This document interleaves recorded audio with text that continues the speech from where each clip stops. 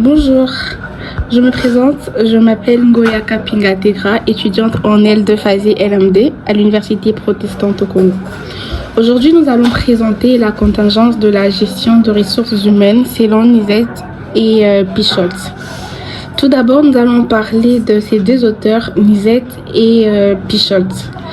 De son nom complet, Jean Nisette est un professeur émérite aux universités de Namur et de Louvain.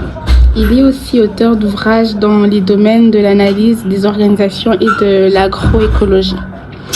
Et François Pichot est docteur en sociologie et il est professeur à l'université de Liège. Il anime dans diverses universités belges et françaises des enseignements liés à la gestion de ressources humaines et à la théorie des organisations. Il est aussi auteur de plusieurs ouvrages en théorie des organisations, en sociologie du travail et en gestion de ressources humaines. Nous nous posons sûrement la question de savoir si c'est quoi une contingence. En quelques mots, je dirais que la contingence se réfère à quelque chose qui est possible ou susceptible de se produire, mais qui n'est pas nécessaire ou inévitable. Je préfère l'illustrer par un petit exemple, tel que dans les domaines des affaires, une contingence peut être un problème imprévu qui survient et qui nécessite une action immédiate pour le résoudre. Et maintenant, nous allons entrer dans le vif de notre sujet qui est de présenter la contingence de la gestion de ressources humaines selon Nisette et Pichot. La contingence de la gestion de ressources humaines selon Nisette et Pichot,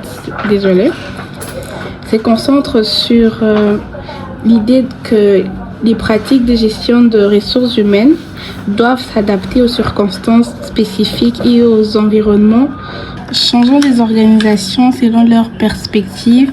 Il n'existe pas de modèle unique de gestion de ressources humaines qui convienne à toutes les entreprises, mais plutôt une approche flexible et adaptative qui tient compte de contingences internes et externes de chaque organisation.